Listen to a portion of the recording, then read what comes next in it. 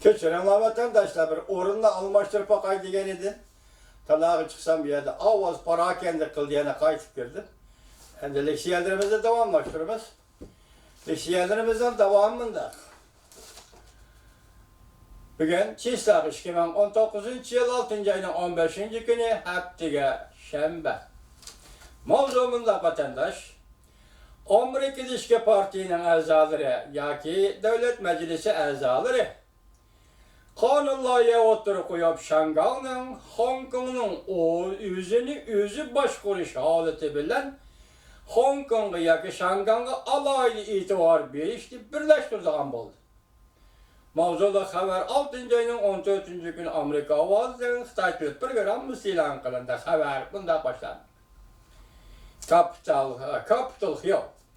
Şangay hükümeti yani Hong Kong hükümetinin kişilerinin kumarını kozgan, Cungo'yu ötküzüp beriş kanunu, kaçkın cinayetçiler kanunu, makullamakçı bolğanlığı Şangay yani Hong Kong'un müslüsüz, zor külemlik, karıştırış namayişi keltirip çıkargan bir peytte.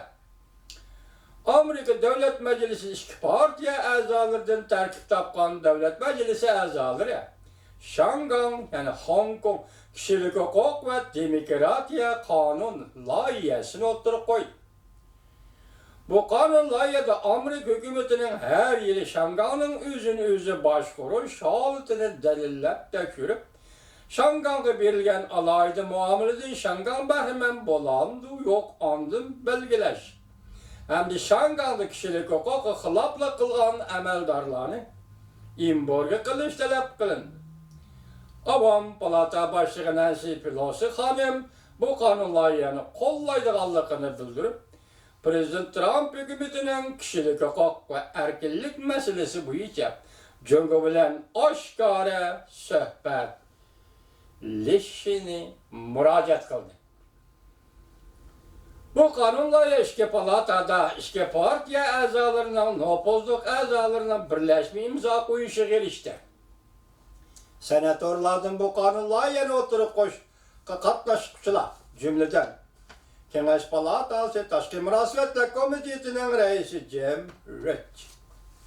Cumhuriyetçiler Partisi'nin Taşkı Münasebetler Komitesi'nin azası Demokratlar Partisi'nin Bob Menendez. Cumhuriyetçilerden Senatör Marco Rubio. Demokratlardan Senatör Ben Gardner. Avam Palatası'nın bu kanun layığına oturup koyuştan başlayan kişi Demokratlar Partisi'den Jim McCarthy. Cumhuriyetçiler Partisi'den Christopher Simon. Yani başka işki partiye azaları Devlet Meclisi'nin başka azaları bu kanun layığını oturup koyuşa katlaştı.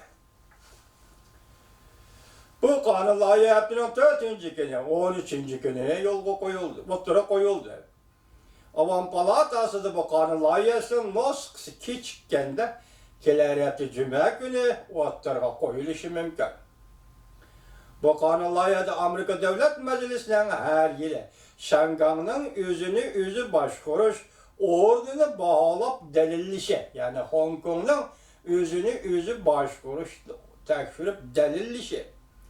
Ve şu asasda Amerika Şangay kanununu saklap kalıp Şangay'a alayda itibar beriş Şangay münasebetleri kanununu saklap kalıp Şangay'a alayda itibar beriş siyasi yol koyuş talep kılındı.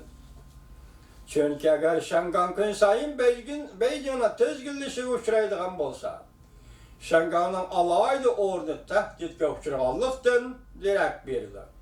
1997 yılı Şangay yani Hong Kong, Cungo'yu ötküzüp verilgen Amerika Koşmuş Ştatları Şangay rayonundan müstakil bazı rayon işgallik ordunu itiraf kılgan. Cungo bilen Şangay'a ayrım muamele kılgan edi. Şimdi siyaset belgeleyen Amerika Koşmuşlardı. Senatör Marco Rubio bu kanun layihaya oturup koyulgan deyken Amerika avazı gamında görsetti. Eğer Şangay hükümeti bu kanunu mecburi makullaydıgan bolsa, Amerika Şangay siyaseti kaytı oylaş gerek bildi. Şundaqlaşan növbette bəhrəmən bolavatqan alaydı muameleden bəhrəmən boluşnumu. Haydi öyle işe doğru geldi.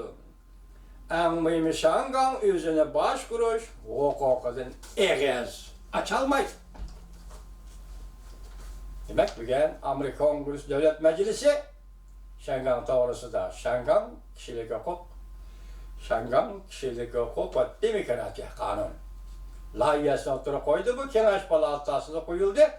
Vakiller hepsi cümlekine Avam Palatası'na oturup koydu. Demek sizler Şengan'da buluvatkan vaziyet ve bu vaziyet doğrusu Amerika Koşmuş Ştatları'nın ifadesi hazır. Kanun bilen kilovatkan ifadesi de görüp durup söz örmeti götürmez.